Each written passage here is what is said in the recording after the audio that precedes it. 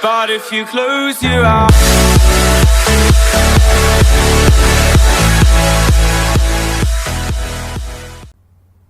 Hello friends, my name is Shivam and today I will be covering second part of chapter 1, the cell.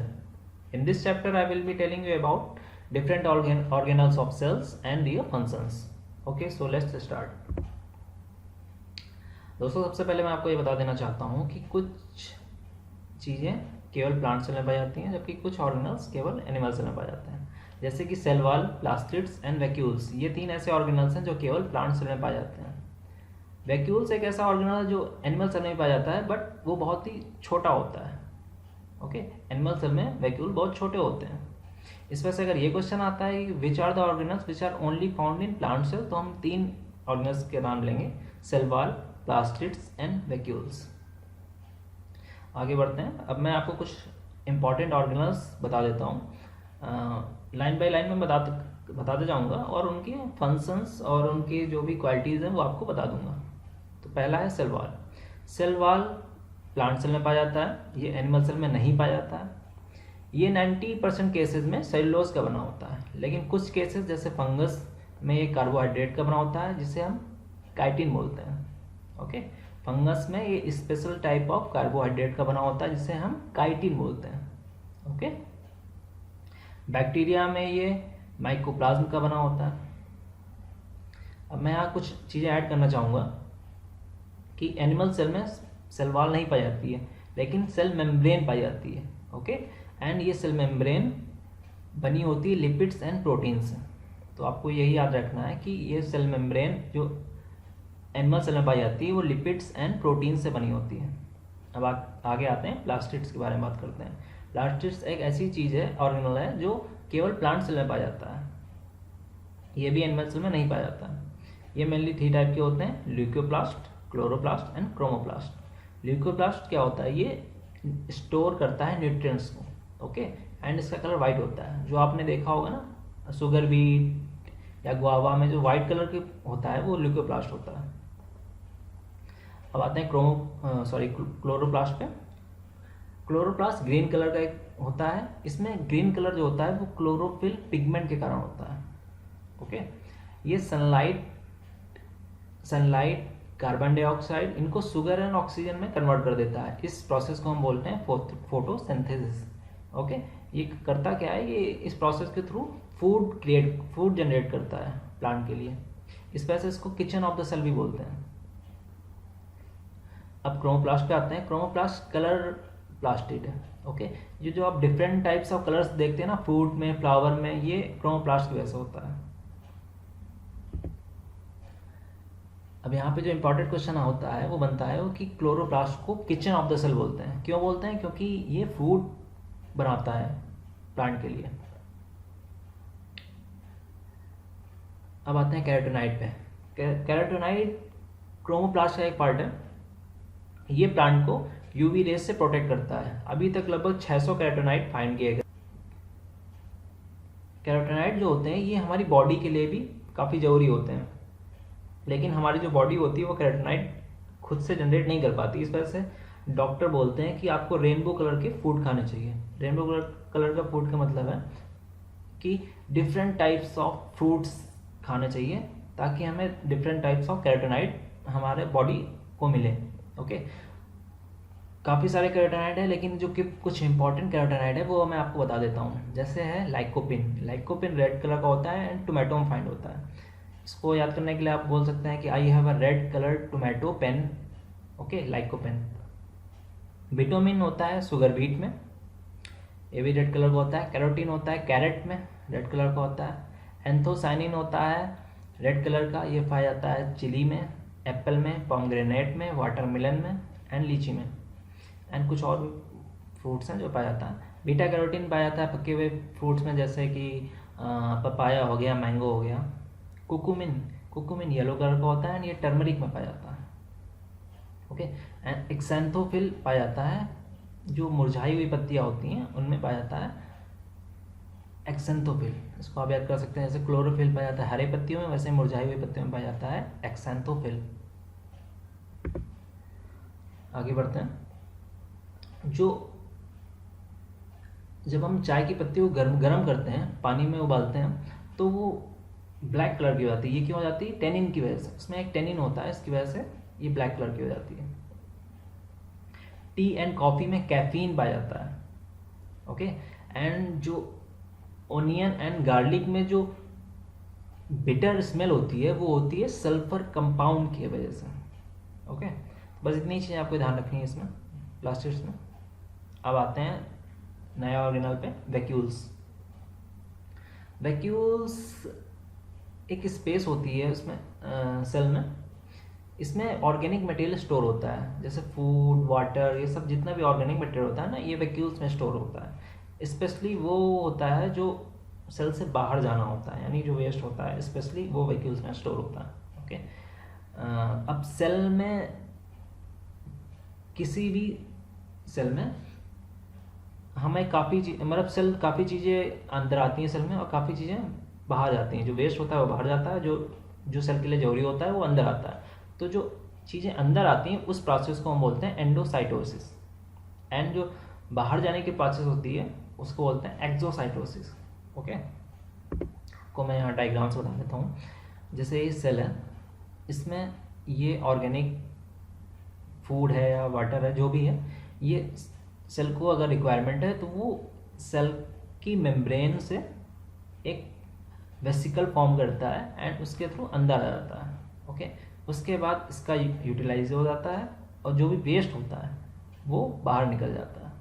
तो जो अंदर आने की process होती है उसको बोलते हैं एंडोसाइटोसिस, एंड जो बाहर जाने की जो प्रोसेस होती है उसको बोलते हैं एक्सोसाइटोसिस। ओके,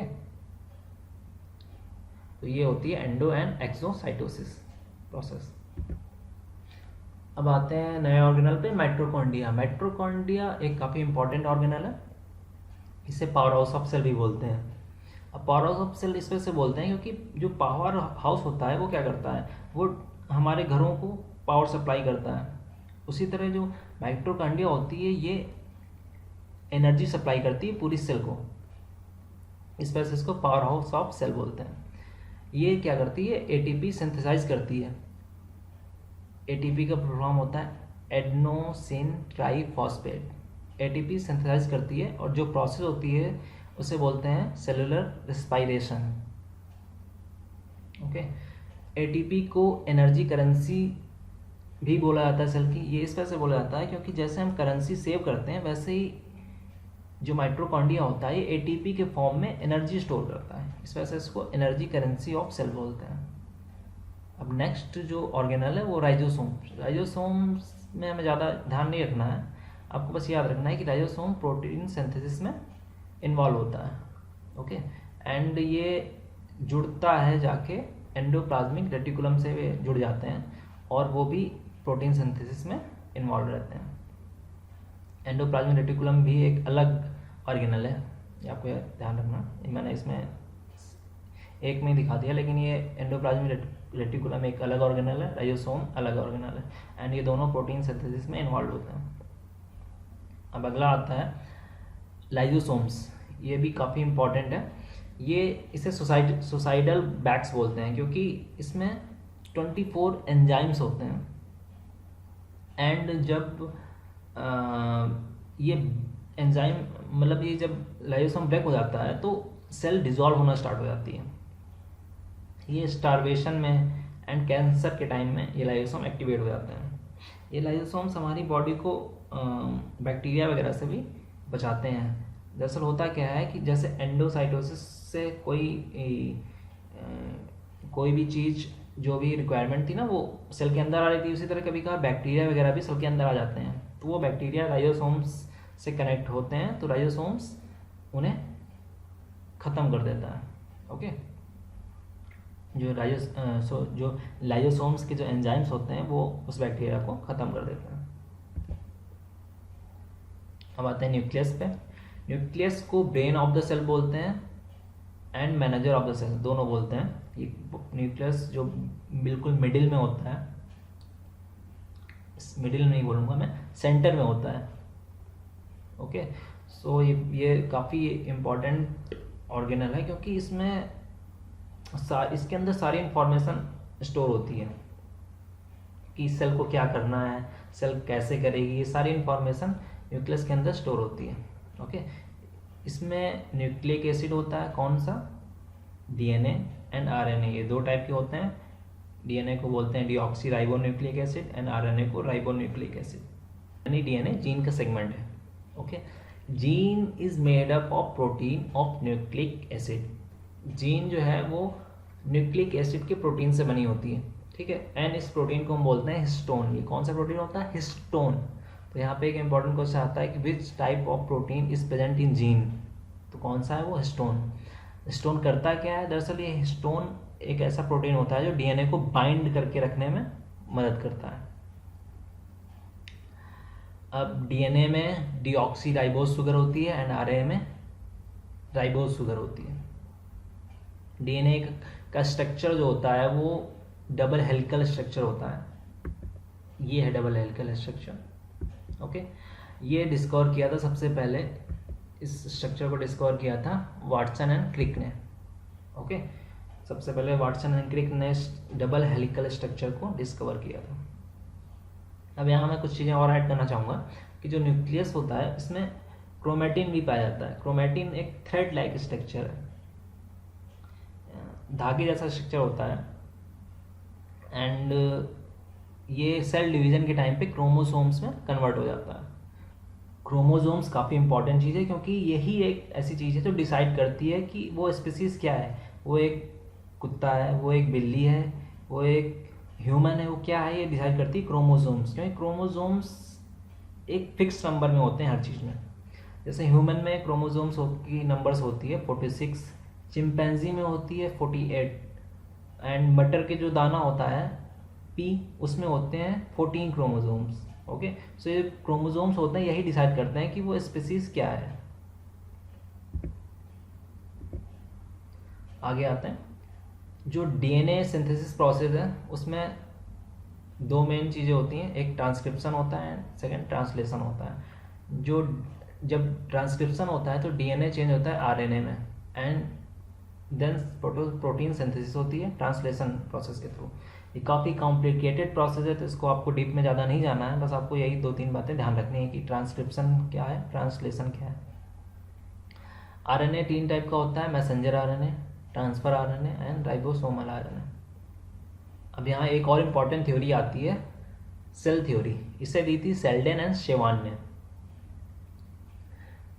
इस थ्योरी के हिसाब से सेल जो होती है वो प्री एग्जिस्टिंग सेल से आती है, यानी जो नई सेल होती है वो पुरानी सेल से ही जनरेट होती है, एंड जो लाइफ होती है वो भी पुरानी लाइफ से जनरेट होती है, यानी life arises from pre existing life. अब जो वायरस होता है ये इस सेल थ्योरी का एक्सेप्शन है। दरअसल वायरस एक ऐसी चीज़ है जो ना ही लिविंग है और ना ही डेड है। इसमें दोनों तरह की कैरेक्टरिस्टिक होती हैं, कभी ये डेड की तरह बिहेव करता है एंड कभी ये लिविंग की तरह बिहेव करता है। वायरस के बारे में हम बाद में पढ़ेंगे, लेकिन कुछ जो चीज़ें हैं वो इस लेक्चर में ही देख लेते हैं, जो इम्पोर्टेंट चीज़ें हैं। जैसे जो वायरस है उसमें रिवर्स ट्रांसक्रिप्शन प्रोसेस होती है, यानी कि इसमें आरएनए जो होता है वो डीएनए में सिंथेसाइज हो जाता है। ओके, जैसे यहाँ पे क्या हो रहा था कि डीएनए जो था वो आरएनए में कन्वर्ट हो रहा था, लेकिन यहाँ पे रिवर्स होता है उसका, ठीक है। तो इसे बोलते हैं रिवर्स ट्रांसक्रिप्शन प्रोसेस। इसकी डिस्कवरी सबसे पहले टेमिन ने की थी। तो दोस्तों, सेल ऑर्गेनल्स में केवल इतनी ही इंपॉर्टेंट चीज़ें थी जो मैंने आपको बता दी हैं। तो ये लेक्चर यहीं पे ख़त्म होता है। अगर आपको ये लेक्चर पसंद आया तो इससे लाइक करिए, शेयर करिए एंड चैनल को सब्सक्राइब करिए। और आपको कोई सजेशन है तो आप hlo shivam@gmail.com पे मेल कर सकते हैं। Okay, thank you friends.